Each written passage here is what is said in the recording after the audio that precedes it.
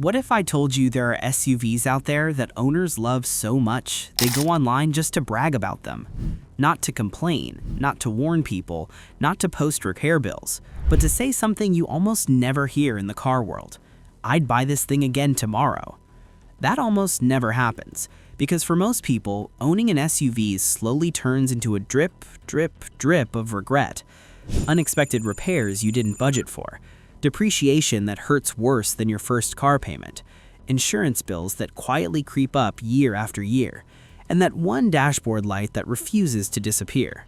But today, we're flipping the script. I'm counting down 7 SUVs with almost 0 real-world complaints. These are the vehicles owners keep longer than planned, the ones that don't flood forums with horror stories, the ones that quietly save money year after year. And number 1? It's the SUV many people confidently say they'd never buy until they actually see how little owners complain about it. Before we jump into the list, do me a quick favor. If you care about buying smart, avoiding expensive car mistakes, and knowing which vehicles actually hold up in the real world, hit that subscribe button right now. On this channel, we don't chase hype. We break down real ownership costs, real complaint data, and what actually happens after the excitement of buying a car wears off. Because anyone can tell you what looks good in the showroom. Very few people tell you what still feels good 5 years later. So subscribe, turn on notifications, and let's make sure your next vehicle decision is one you don't regret. Now, let's get into it. Number 7. Hyundai Tucson.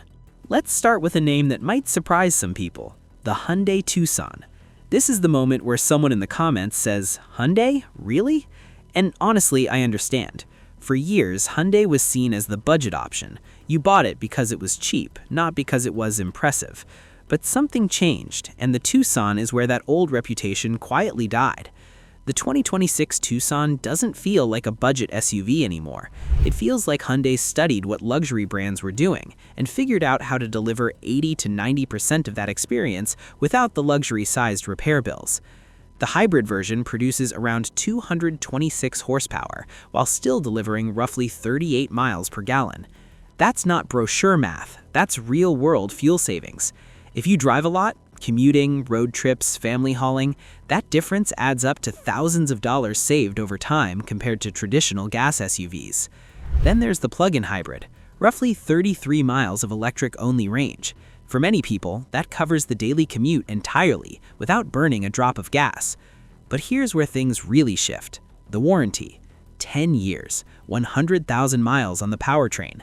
That's not just a marketing gimmick. That's Hyundai saying, "We'll stand behind this." That dramatically changes the ownership risk. And depreciation?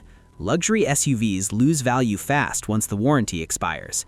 The Tucson starts cheaper, holds value surprisingly well for its segment, and hurts far less when it's time to trade in.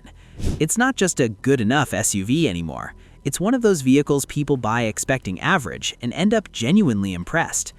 Connect to the others. Number 6. Kia Sportage. This one surprised even me. The Kia Sportage. I expected predictable feedback. Instead, the data kept pointing back to this SUV again and again. Owners don't just like the Sportage, they call it perfect. That's a strong word in the automotive world. On paper, it looks good. The hybrid makes about 226 horsepower while delivering close to 38 mpg. The plug-in hybrid steps things up even more, around 34 miles of electric-only range and 261 combined horsepower. That's daily efficiency plus real passing power on highways. But numbers aren't what earned this SUV its spot. Complaint rates did. The powertrain complaint rate is extremely low. Not low for the class, low, period. You don't see waves of transmission failures. You don't see widespread engine drama. Most owner updates say something almost boring, still running great. In the car world, boring is beautiful. Then stack the warranty on top. 10 years, 100,000 miles. That's a financial safety net most brands still refuse to offer. And here's the real tell. Owners don't rush to sell them.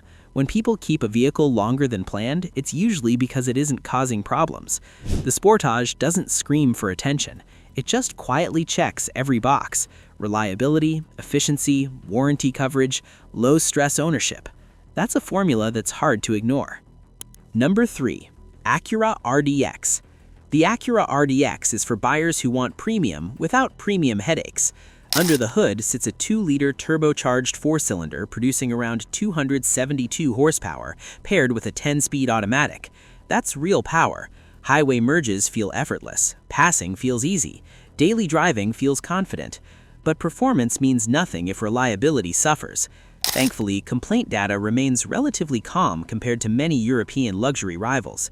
You don't see the same flood of expensive drivetrain horror stories that follow some German competitors.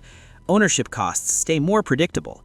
Depreciation is moderate, not Lexus-level strong, but far better than many European luxury crossovers. It's not the flashiest luxury SUV, but for long-term peace of mind, it's one of the safer bets. Number 2. Toyota RAV4. This is the SUV people think they've already figured out, until they realize why so many owners never replace it. The gas version makes around 203 horsepower.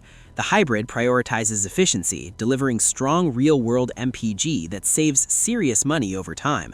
Toyota doesn't chase risky innovation, they refine proven systems, and it shows.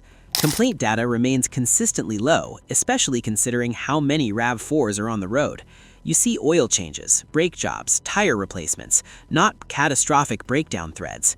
Depreciation, one of the RAV4's biggest strengths, it holds value extremely well.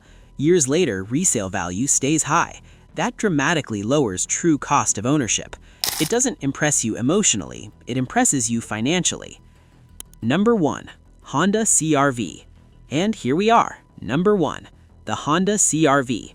This is the SUV people don't brag about because it gives them nothing to complain about.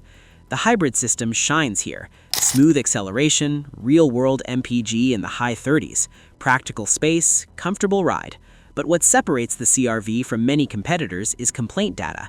Powertrain issues remain rare. Major system failures are uncommon.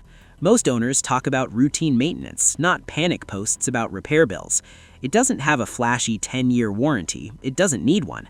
The CR-V has built trust over decades. Depreciation remains strong. Resale value stays high. Ownership stress stays low. It doesn't grab headlines, but it quietly delivers something more valuable than excitement: peace of mind. When you line these SUVs up side by side, a clear pattern emerges. The vehicles owners complain about the least aren't the loudest, aren't the flashiest, aren't the most aggressively marketed. They're the ones that quietly save you money. Fewer repairs, better fuel efficiency, stronger resale value, lower long-term stress. That's the difference between a good purchase and a smart one. The smart buy isn't the SUV you fall in love with in the showroom. It's the one you're still happy with when the warranty is gone and the payments are almost finished. Now I want to hear from you. Which one would you trust with your own money? Or is there an SUV you've owned that was so reliable you'd buy it again tomorrow without hesitation? Drop it in the comments. If this breakdown helped you think differently about what truly matters when spending your own money, hit that like button and subscribe. I make these videos to cut through the hype and focus on what truly matters: long-term ownership reality. Thanks for watching, and I'll see you in the next one.